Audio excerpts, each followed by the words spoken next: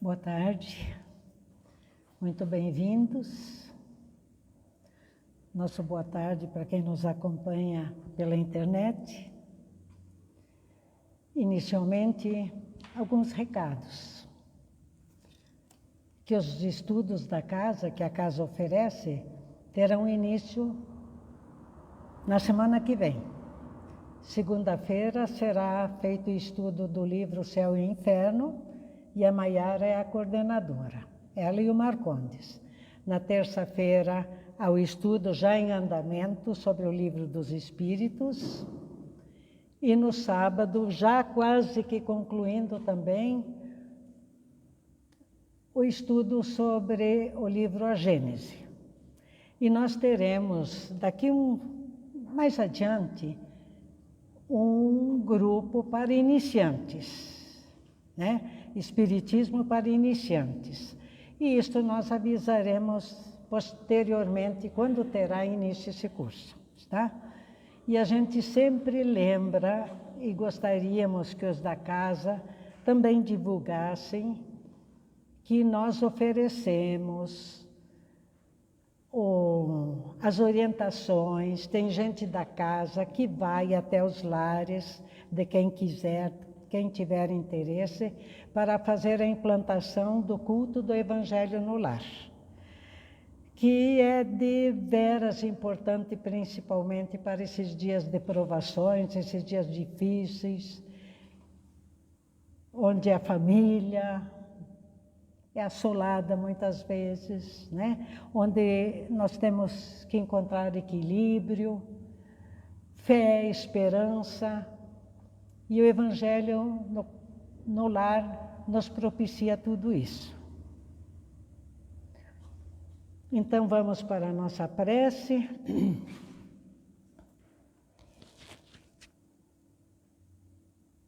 Pai amoroso, de bondade infinita,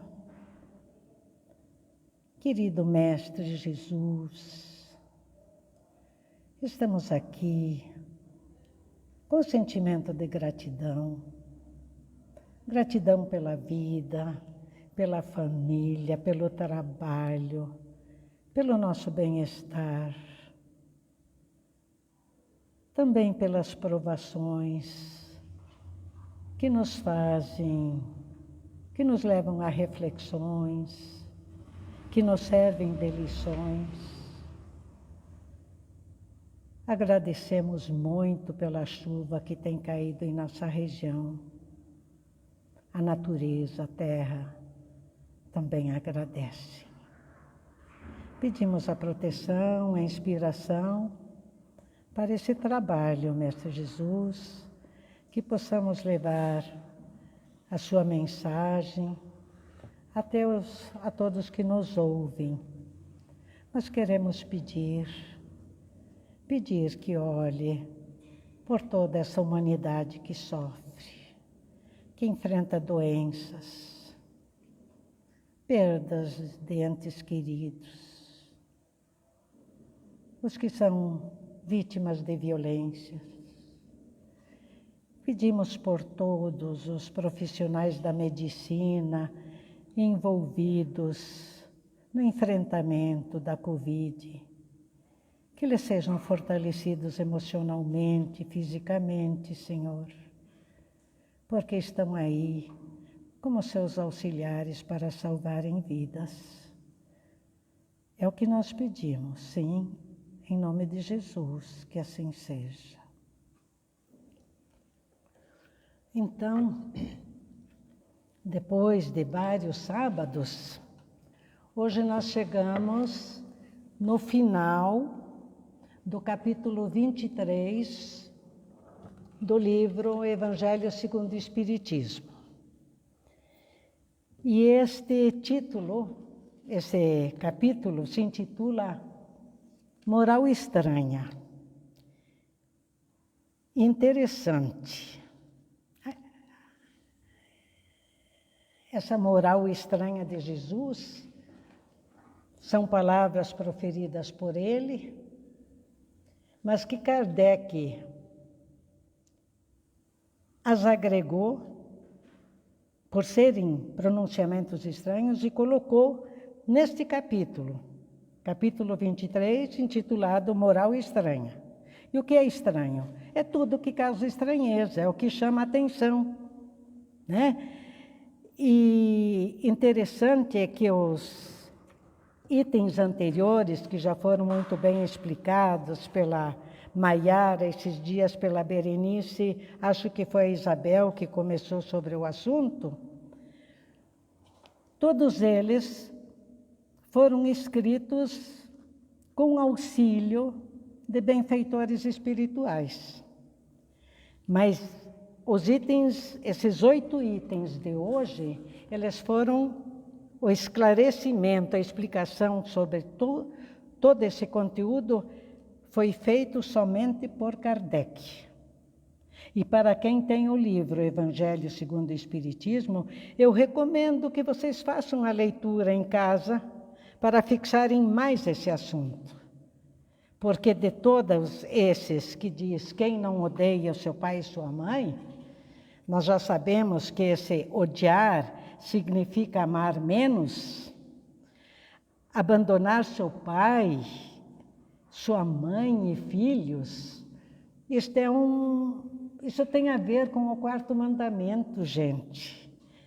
Quando Jesus disse que ele não veio destruir a lei, mas ele veio dar cumprimento à lei. Que lei? A lei de Moisés.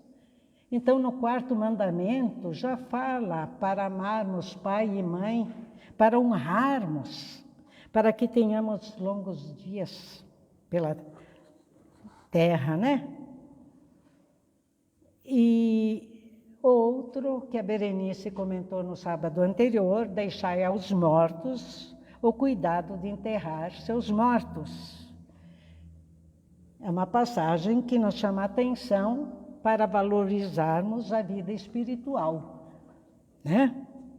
E hoje, então, a gente vai ver, eu não vim trazer a paz, mas a espada, eu não vim trazer a divisão, a paz, mas a divisão.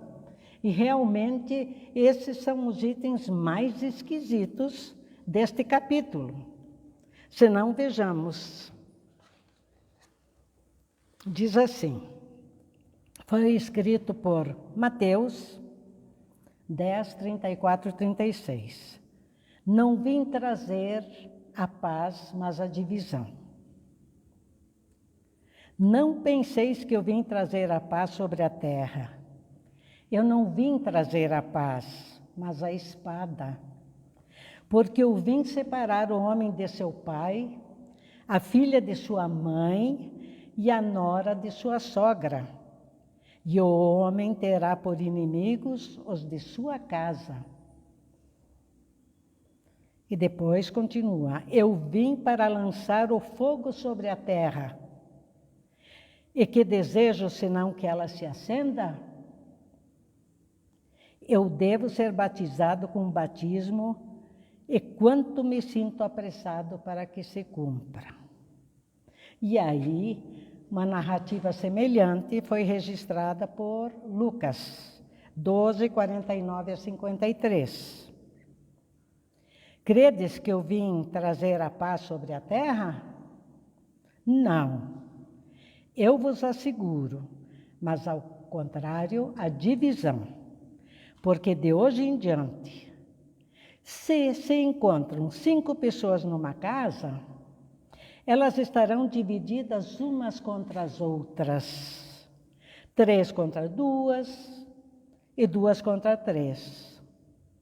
O pai estará em divisão com o filho e o filho com o pai. A mãe com a filha e a filha com a mãe. A sogra com a nora e a nora com a sogra. Realmente são estranhas, e esquisitas essas palavras. Mas, pelo que já conhecemos sobre Jesus, logo deduzimos que tais falas são contraditórias a tudo o que ele pregou, aos valores que ele enalteceu. Tanto que ele declarou, como eu já comentei, que ele não veio destruir a lei, mas veio dar cumprimento a ela.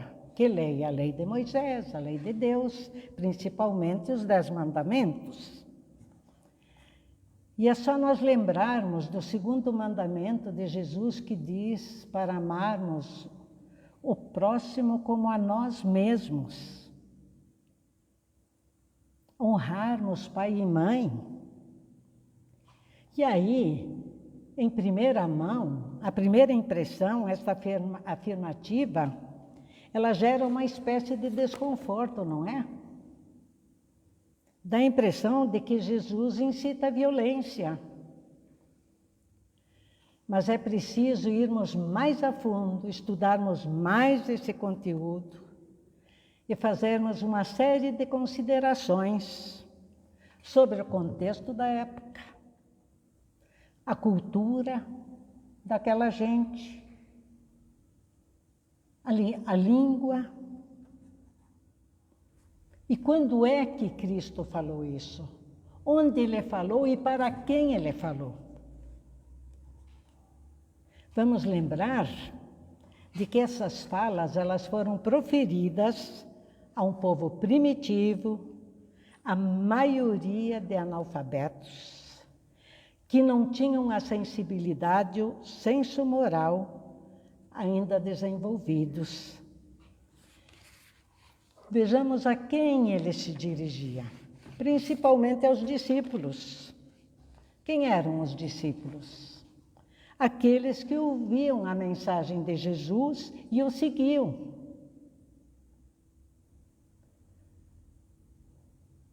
E os apóstolos foram retirados desses discípulos. Jesus escolheu 12, né? Os apóstolos foram enviados e escolhidos para viver e pregar a mensagem cristã. Levavam a doutrina de Jesus para ser propagada. E estas passagens, então, do capítulo 23, da estranha moral, foram dirigidas especialmente aos discípulos, aos apóstolos, antes de eles partirem para as redondezas, a fim de levarem a mensagem cristã adiante. Primeiro foram 12, depois 24, 36, 72, até os 300 da Galileia. E que nós sabemos hoje que no mundo espírita, a gente reencarnada e que fez parte dos 300 da Galileia. Havia também os curiosos, né? Que reuniam-se pelo movimento que Jesus ocasionava. Eles seguiam a caminhada dele, mas não os passos dele. E também os críticos eram conhecidos e estavam presentes nos fatos que ocorriam. Bastaria um quezinho só para desfazer, para desvirtuarem o que Jesus falava. E os juízes eram os que julgavam as pessoas e as condenavam com absurda facilidade. Importante, minha gente, é que Jesus nada escreveu. Ele não deixou nada escrito. Ele falava o aramaico, mas também o hebraico, que era a língua dos hebreus. E, além disso, ele fazia uso de linguagem figurada para transmitir as suas lições, e muito uso de parábolas. E devemos considerar que os evangelhos foram escritos de 40 a 70 anos após a morte dele. Vejam, 40 a 70 anos. O que se passou nesse contexto todo? Então, foram traduzidos da fala dele, do aramaico para o hebraico, do hebraico para o latim, do latim para o grego e aí para o nosso português. E o hebraico era uma língua muito pobre em vocábulos.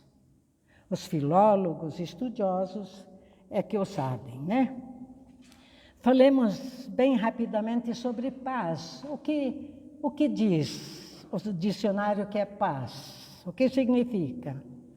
Serenidade, ausência de luta, tranquilidade pública, sossego, descanso.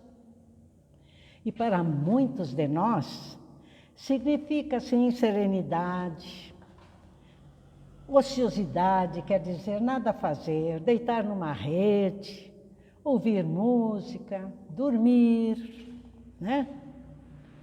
No entanto, essa paz que buscamos fora de nós, ela gera comodismo. Nós ficamos numa boa, né? Nós ficamos à toa na vida. Por outro lado, o ser humano, nós, seres humanos, nós vivemos em constantes lutas e conflitos. Às vezes, nós estamos com saúde, mas nós não temos dinheiro. Nós temos dinheiro, nós temos conforto e não temos saúde. Nós estamos em paz, tranquilos, aí surgem cobranças. E assim vai. Assim são nossos dias. E a paz, em verdade, ela depende, gente, da maneira interior de como nos sentimos. Pode haver, por exemplo, confusão lá fora, confusão numa das dependências da nossa casa e nós permanecermos em paz, em equilíbrio. Então nós devemos nos dedicar a buscarmos a paz interna. E para tanto, é preciso agir e sempre fazer algo em nosso favor.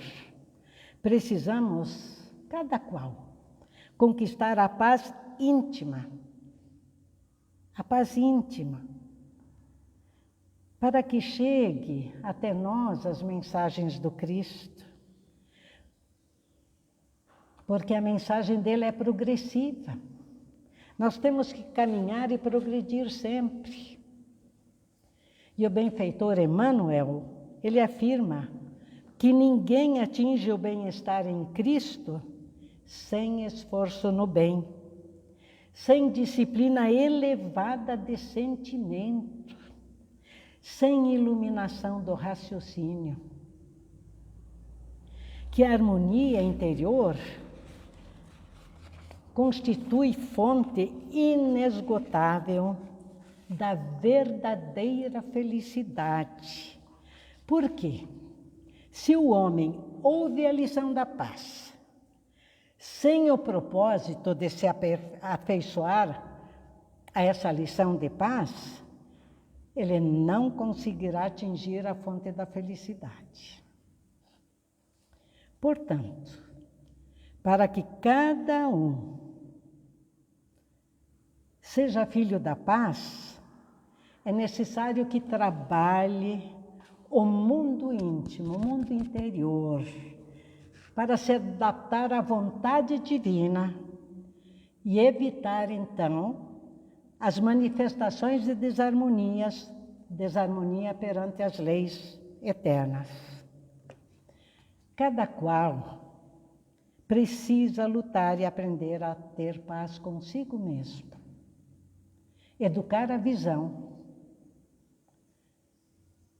a audição, o gosto, os ímpetos, tudo isso representa a base primordial da paz edificante. E falar em educar a visão, o que é que nós gostamos de ver na televisão, nos filmes, na internet? Observamos mais os defeitos das pessoas ou as suas qualidades? Gostamos de ouvir fofocas, participar deles? Gostamos de ouvir pornografia musical que impera nas rádios, nos nossos dias? Noticiários, terríveis noticiários justamente na hora do almoço, notas policiais onde se fala em crime, em morte, em traição, em esfaqueamento, em tiro e aí por diante. Que tipo de refeição nós vamos ter acompanhando esse tipo de noticiários?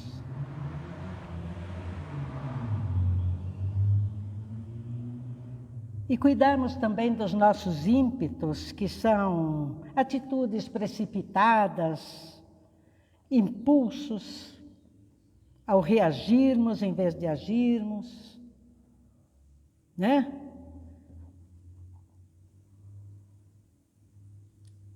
Temos muito que aprender, eu principalmente.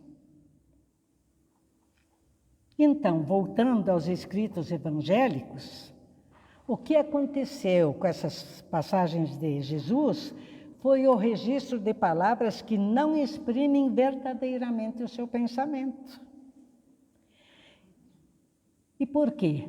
Nós sabemos que ele veio revolucionar ideias, posicionamentos, ensinamentos, veio provocar reflexões e combater preconceitos, muitos preconceitos que havia na época, porque ele curava os sábados. As mulheres de então não poderiam sentar à mesa com seus maridos, elas não poderiam ir ao poço para buscar água se não estivessem acompanhadas. Elas eram analfabetas, não podiam estudar, se alfabetizar, que dirá estudar, né? Então, ele veio trazer a mensagem do amor e da fraternidade, que até então eram desconhecidos e que feriam os interesses dos mandantes religiosos e políticos daquela época. Jesus, ele criou muitos incômodos, porque ele causava controvérsias. Ele veio trazer um Deus de amor e um Deus de misericórdia, que não se conheciam até então. E aqueles adversários dele tentaram de todo jeito barrar o seu caminho. E Kardec nos ensina dizendo, isso é interessante e a gente pode observar com o que acontece nos dias atuais, dizendo que toda ideia nova, ela encontra resistência e oposição. E sempre provoca lutas internas e externas. É só nós pensarmos na vacinação de crianças, nos VCs nas escolas, uns que sirva para meninos e meninas, se surgiu de alguma ideia. O que surge de reação nisso aí, né? Então, primeiramente, a ideia nova, ela provoca emoção quando surge. Depois, causa violência na oposição e gera alto grau de resistência e cólera nos seus adversários. E foi o que aconteceu com Jesus, nosso mestre. Tanto que o julgaram injusta e arbitrariamente e o mataram. Suas ideias desapareceram? Não. Estão aí, vivas, fortes até hoje. E Kardec diz que a doutrina de Jesus, ela veio solapar pelas bases os abusos nos quais viviam os fariseus, escribas e sacerdotes do seu tempo. E por que então as suas ideias permanecem até hoje? 2000 anos depois. Porque elas cresceram e saíram triunfantes, porque se sobrepunham como verdade sobre aquelas crenças seculares um tanto ultrapassadas. Vamos relembrar que o cristianismo, ele chegou quando o paganismo estava em declínio, e o que até então prevaleciam eram os interesses pessoais sobre os interesses de crença, os interesses de convicção. E Kardec ensina, nos diz que Jesus recebeu sua missão providencial no tempo certo, no tempo propício. E os homens daquela época, eles não estavam à altura das ideias cristãs. Mas havia, sim, uma tendência generalizada para assimilarem as ideias cristãs. Porque passaram a sentir um vazio que as crenças vulgares deixaram nas almas das pessoas. Mas, infelizmente, os adeptos do cristianismo, eles não se entenderam. Eles não entenderam sobre a interpretação das palavras alegóricas do Mestre. Consequentemente, surgiram seitas que pretendiam ser as donas exclusivas da verdade. Ao longo de 18 séculos, sem nunca chegarem a um acordo. Devido a isso, surgiram então as guerras religiosas, ditos cristãos contra muçulmanos, lá na Idade Média, né? Depois, entre católicos e protestantes, que fizeram milhares e milhares de vítimas. Nunca se cometeu atos de barbárie e de atrocidade como naquela época. Nunca se matou tanto como em nome de Jesus. E ao longo da história, nós sabemos que as religiões mataram mais com suas guerras santas do que as guerras políticas. Não compreenderam a principal mensagem de Jesus, quando ensinou que a condição para a salvação é a prática da caridade, da fraternidade, do amor ao próximo. E se o cristianismo fosse melhor compreendido e melhor praticado, isso não teria ocorrido, afirma Kardec. E ainda, né, no item 15 do capítulo, Kardec pergunta: a culpa dessas guerras foi da doutrina do Cristo? E ele responde: certamente não, porque ela condena a violência. A responsabilidade não é de Jesus, mas daqueles que falsamente interpretaram a sua mensagem, a sua doutrina. O cristianismo, como vimos, ele foi mal compreendido e mal interpretado. Consequentemente, essa doutrina ela não aconteceu, não se estabeleceu pacificamente. Não. O nome dele serviu de pretexto para divisões e lutas, porque ele foi incompreendido. Os irmãos separaram-se por sua crença pessoal. Dentro da mesma família, os irmãos que tinham a mesma fé dividiram-se. Uns seguiram Jesus, outros não. Infelizmente, nós percebemos tais fatos até hoje, gente. Hoje não mais tanto, mas antigamente, quantos casamentos desfeitos por causa da religião. Amores frustrados por causa da religião. E ainda hoje nós percebemos a existência do sectarismo religioso.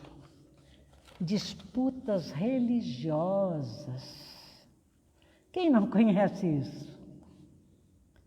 Cada qual se acha na religião certa. A minha é melhor do que a do outro, só porque eu quero. Aí as pessoas discutem e se afastam uma das outras.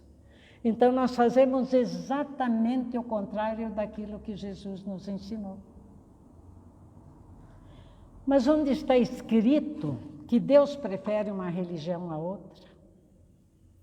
Que Jesus fundou uma religião? Pensemos nisso. E seguindo o capítulo, voltando um pouquinho, Kardec comenta que Jesus, em sua profunda sabedoria, ele já previa o que iria acontecer. O que iria acontecer futuramente com o seu evangelho, com a Boa Nova. As pessoas que o seguiam eram rudes, analfabetas, sofridas. E era óbvio que a humanidade não conseguisse absorver a sua mensagem e vivenciá-la de uma hora para outra. Havia, então, necessidade do cristianismo passar por longas e cruéis provas de 18 séculos para, enfim, mostrar sua força. E assim, após muitas guerras religiosas que duraram séculos, muitas perseguições e matanças, vários concílios da Igreja Católica, depois a vinda de Lutero, de Calvino, o cristianismo foi se impondo e conquistando seguidores. Portanto, nessa passagem evangélica que diz assim, não vim trazer a paz, mas a divisão, o seu pensamento era, aspas, porque são palavras de Kardec, não creiam que minha doutrina se estabeleça pacificamente. Ela conduzirá a lutas sangrentas, tais quais meu nome será pretexto. Isto porque os homens não terão me compreendido ou não quererão me compreender. Os irmãos separados por sua crença tirarão a espada um contra outro. Também a divisão reinará entre os membros da mesma família que não tiverem a mesma fé. E nessa afirmativa de lançar fogo sobre a terra, o codificador esclarece que é para limpá-la dos erros e preconceitos, assim como se coloca fogo na terra para acabar com o inso, com as ervas daninhas. E ao dizer que tinha pressa que tal acontecesse, foi pensando na limpeza, na depuração que deveria acontecer com mais rapidez. Dessa forma, as pessoas iam ouvindo as boas novas, iam se contagiando e contagiando outras pessoas.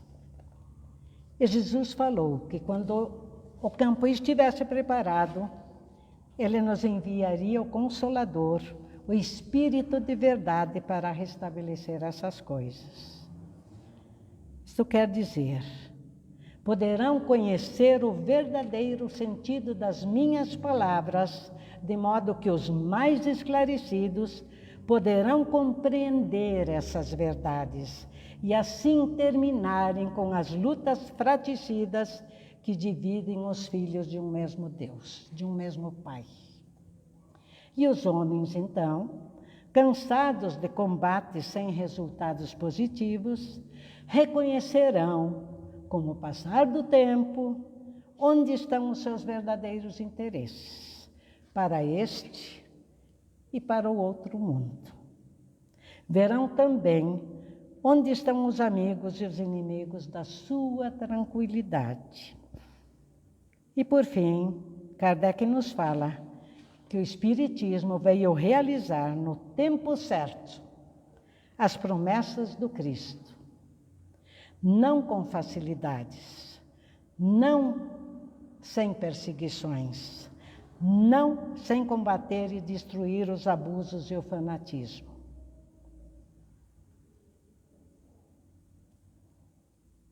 Então, com o surgimento do Espiritismo, as lutas fratricidas acabaram.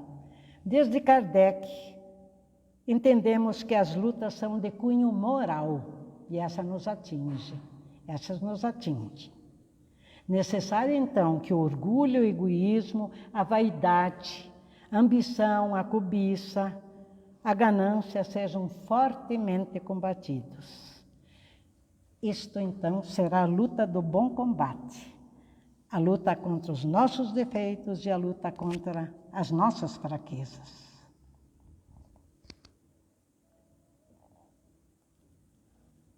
E devido às explicações, esclarecimentos fornecidos por benfeitores espirituais, é então que desde 1857 nós conseguimos melhor entender o Evangelho de Jesus. E aprendemos então que a vida existe antes do berço e depois do túmulo. Eu estou demorando um pouco, mas o capítulo, esses itens são 8 itens. Está, gente? Mas já estou indo para o final. E eu quero trazer uma contribuição da Federação Espírita Brasileira sobre esse assunto, que diz assim, porque vai mais a fundo nesse entendimento. Diz assim, porque eu vim por em dissensão, quer dizer separação, o homem contra o seu pai e a filha contra a sua mãe e a nora contra a sua sogra. A explicação é a seguinte: as sucessivas reencarnações aproximam as pessoas, mostrando que no plano familiar se encontram, na maioria das vezes, não somente afetos, mas também desafetos. A dissensão passa a ser compreendida como divergência entre pessoas que pensam de forma diferente, ainda que unidas pelos laços de parentesco. E assim, o que diz em Mateus 10:36, os inimigos do homem serão os seus familiares.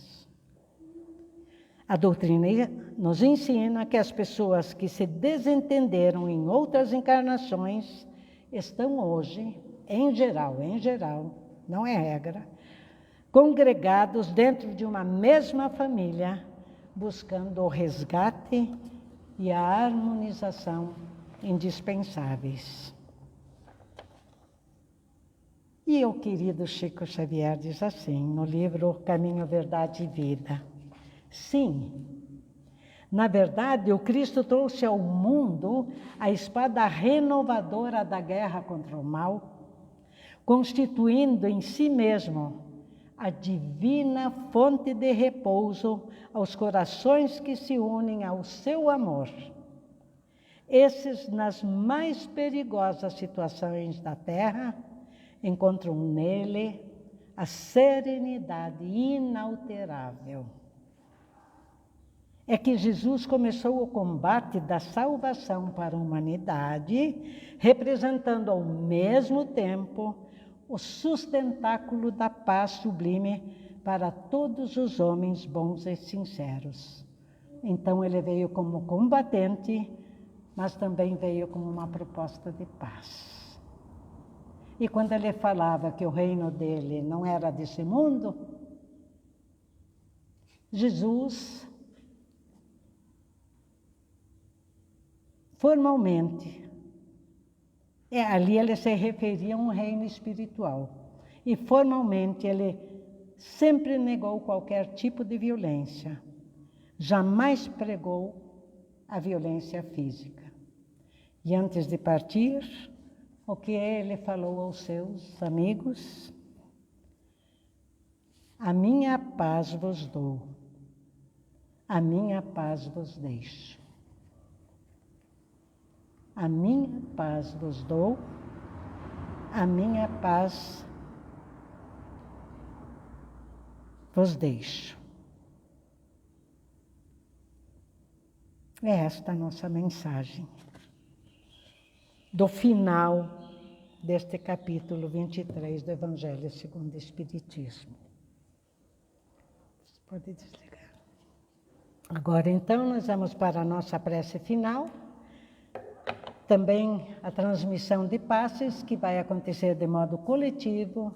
Por favor, fiquem calmos, relaxados, com os melhores pensamentos, imaginem receber do alto esses fluidos que os benfeitores espirituais nos trazem.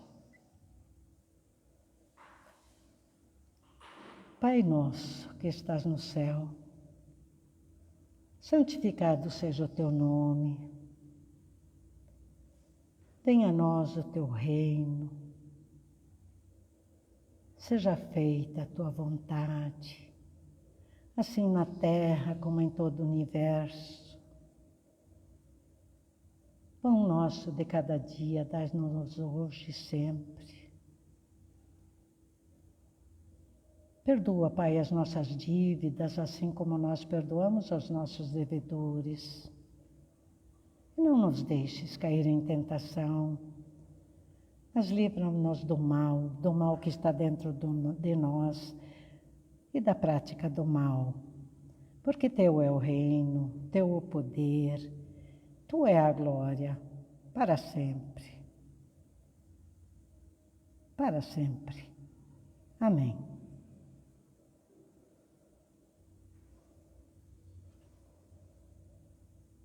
Tenham todos um bom retorno para casa. Eu os convido para fazerem a leitura